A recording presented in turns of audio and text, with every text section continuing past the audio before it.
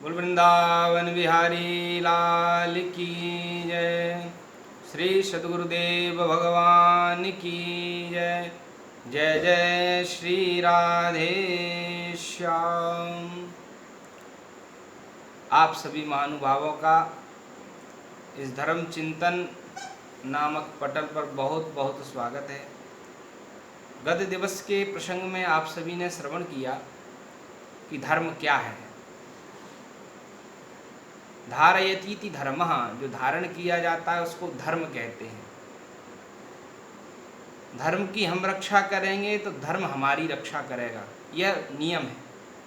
यदि हम धर्म का परित्याग कर देंगे तो धर्म भी हमारा परित्याग कर देगा, धर्म भी हमारी रक्षा नहीं करेगा, जिसके कई प्रसंग आपने दृष्टांत श्रवण किए। सनातन धर्म के संबंध में युधिष्ठिर जी महाराज ने श्री नारद जी से पूछा, भगवन् श्रोतुमिच्छामि नृणां धर्मं सनातनं वर्णाश्रमाचारयुतं यत्पुमान् विन्दते परम।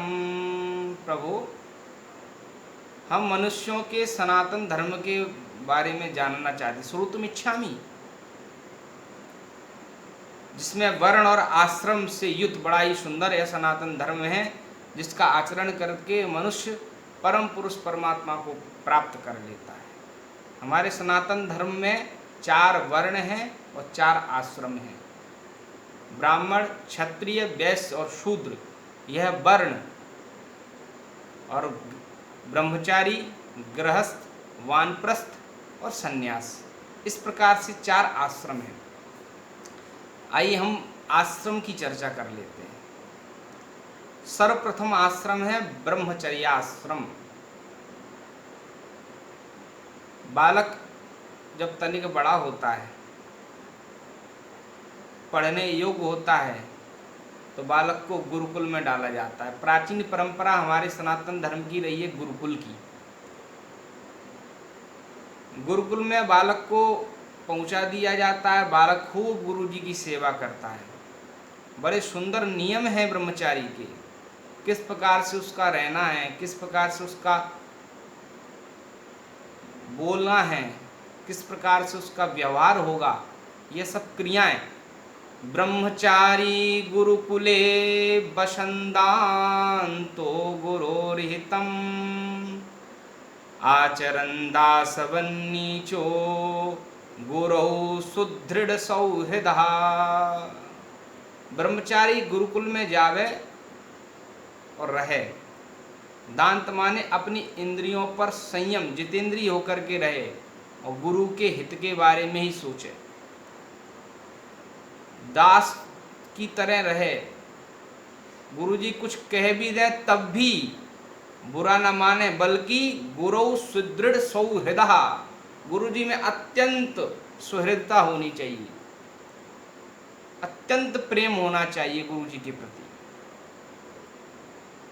यज्ञोपवीत संस्कार संपन्न होने के बाद वेदाध्ययन करने का अधिकार प्राप्त होता है, और प्रत्येक द्विजाति को, द्विजाति में द्वाभ्याम जायते इति द्विज, जिसका दूसरा जन्म हो उसको द्विज कहते हैं। ब्राह्मण, क्षत्रिय, वैश्य, इन तीनों का जब यज्ञोपवीत संस्कार हो जाता है तब ये द्विज कहलाते हैं। संस्कारा द्विज उच्यते।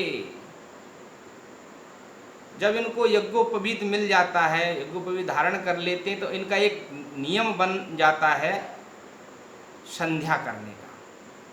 तो इसी प्रकार से ब्रह्मचारी को उभे संदे चयतवाग जपन ब्रह्म समाहितः, त्रिकाल संध्या वंदन करना चाहिए, ब्रह्म गायत्री का ध्यान करना चाहिए, क्योंकि संध्या ब्राह्मणों का मूल है।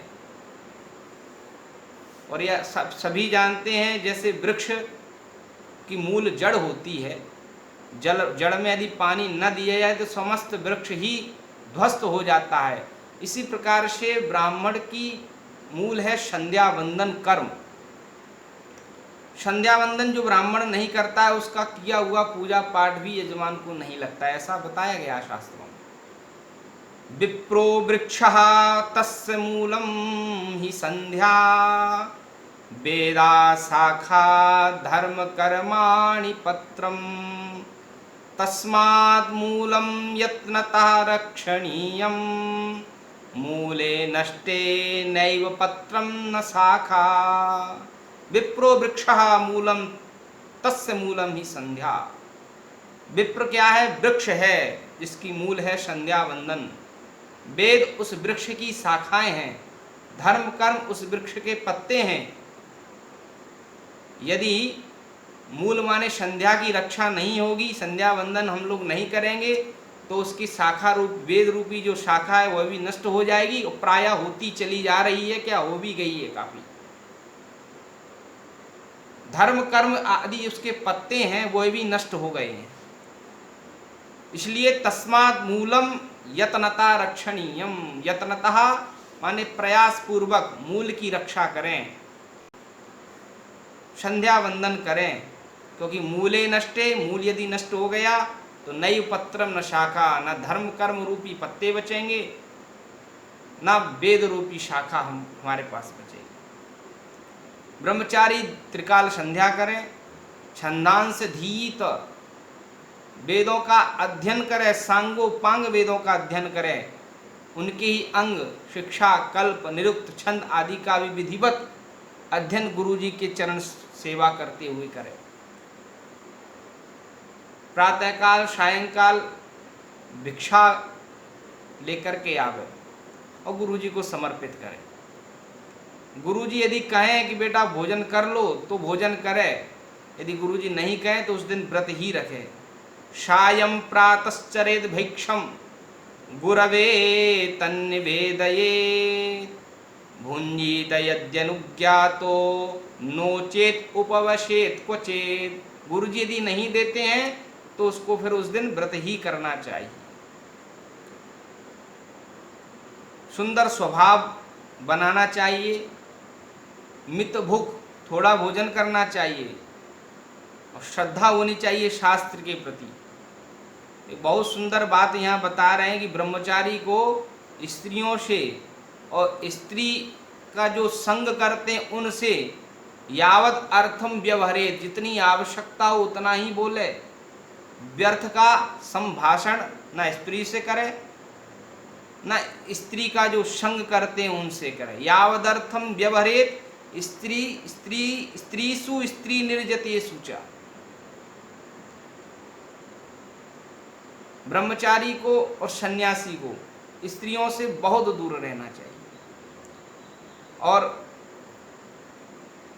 गृहस्थ के लिए भी ये ब्रह्मचर्य का नियम गृहस्थ के लिए भी आया है, जिसका वर्णन मैं अगले के प्रसंग में करूंगा। तो ब्रह्मचारी सुंदर वेदाध्ययन करे। विद्यार्थी का बड़ा ही सुंदर नियम है, किस प्रकार से विद्यार्थी के कौन कौन से गुण होने चाहिए। काक चेष्टा बको ध्यानम स्वान निद्रा तथैव च अल्पाहारी गृहत्यागी विद्यार्थी पंच लक्षणा। ये गुरु परंपरा से चली आ रही जो परंपरा है विद्यार्थियों की, आज भी जो विद्यार्थी पढ़ रहे हैं उनके लिए भी यह नियम लागू होता है कि काक चेष्टा, कौवे की तरह चेष्टा होनी चाहिए। कौवे की बड़ी तेज चेष्टा होती है। बगुले की तरह ध्यान होना चाहिए और श्वान की तरह नींद होनी चाहिए। कुत्ता जैसे तुरंत कोई आया फट से जग जाता है, कम नींद लेता है, ऐसे ही विद्यार्थी को कम भोजन करना चाहिए और कम ही नींद लेना चाहिए। अल्पाहारी, सीमित भोजन करे, परिमित भोजन करे। गृह त्यागी, और घर का परित्याग करके गुरुकुल में रहे। ये विद्यार्थियों के 5 लक्षण हैं। हमारे शास्त्र में 100 वर्ष की आयु बताई गई है मनुष्य की कलयुग में। आयु वर्ष शतम नृणाम परिमितम, तो 0 से 25 वर्ष तक जातक को ब्रह्मचारी के रूप में रहना चाहिए। नियम पूर्वक ब्रह्मचर्य का पालन करें। ब्रह्मचर्य का पालन करते करते जब ब्रह्मचार्य 25 वर्ष की अवस्था पूरी हो जाए, 26 वर्ष में जब प्रवेश करे, तब गृहस्थ आश्रम को स्वीकार करना चाहिए। इसके भी दो नियम हैं। यदि ब्रह्मचारी गृहस्थ आश्रम में नहीं जाना चाहता है, संन्यास लेना चाहता है, तो सीधा ब्रह्मचारी से संन्यास भी ले सकता है। और संन्यास नहीं लेना चाहता तो गृहस्थ जीवन में गृहस्थ आश्रम को स्वीकार करे और गृहस्थ आश्रम के समस्त भोगों का उपभोग करते हुए परमात्मा का ध्यान चिंतन करे, क्योंकि इन सब का जो नियम बताया है वह परमात्मा की प्राप्ति के लिए ही बताया है।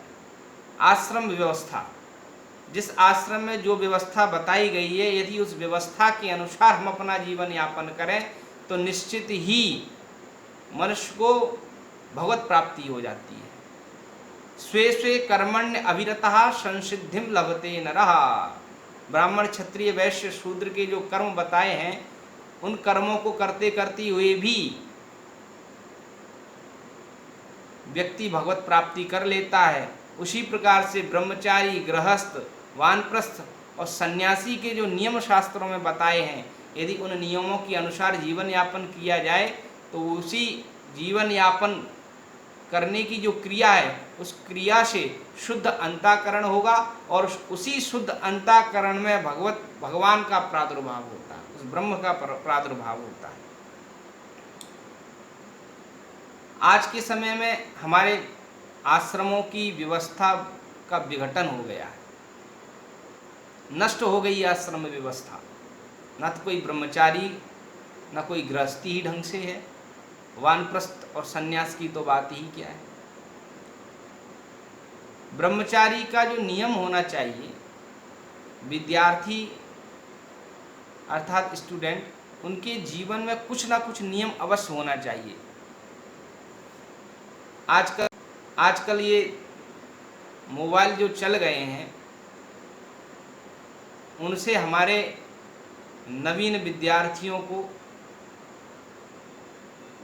लाभ तो बहुत है, हानि भी बहुत है।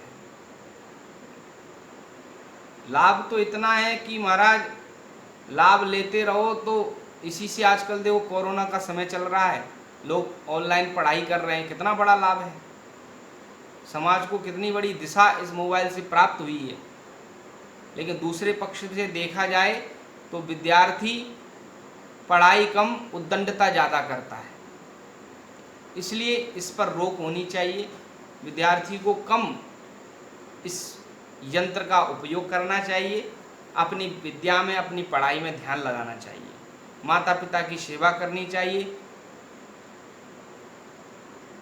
और जिनसे पढ़ते हैं उनका सम्मान करना चाहिए। स्त्रियों से एकदम दूर रहे, क्योंकि ये प्रमाण है, ययाति महाराज का भोगा हुआ है।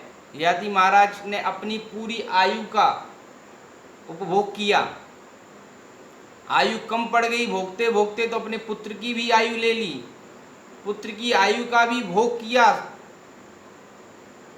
प्रसंगों में, स्त्री प्रसंग में, तब भी उनका चित्त संतुष्ट नहीं हुआ। और उन्होंने फिर लिखा बड़ा सुंदर, मात्रा स्वस्रा दुहिता ना विविक्ता सनो भवे, बलवान इंद्रिय ग्रामो विद्वांसमपि कर्षित कर्षति।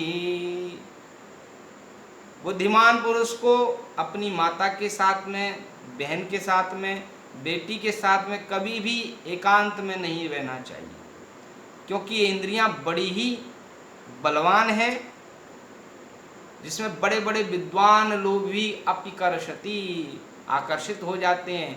बड़ा सुंदर प्रसंग सभी को पता है व्यास जी का और जैमिनी जी का संबंध में। इसलिए बड़ा ही इंद्रियों पर संयम करते हुए विद्या अध्ययन करनी चाहिए, तो विद्या फलीभूत होती है। आगे के प्रसंग में हम आपको गृहस्थाश्रम का नियम बताएंगे। आगे के प्रसंग को श्रवण करने के लिए आप इस धर्म चिंतन नामक चैनल को सब्सक्राइब करें और लाइक करें। बोल वृंदावन बिहारी लाल की जय, श्री सद्गुरुदेव भगवान की जय, जय जय श्री राधे श्याम। नमः पार्वती पतये। हर हर हर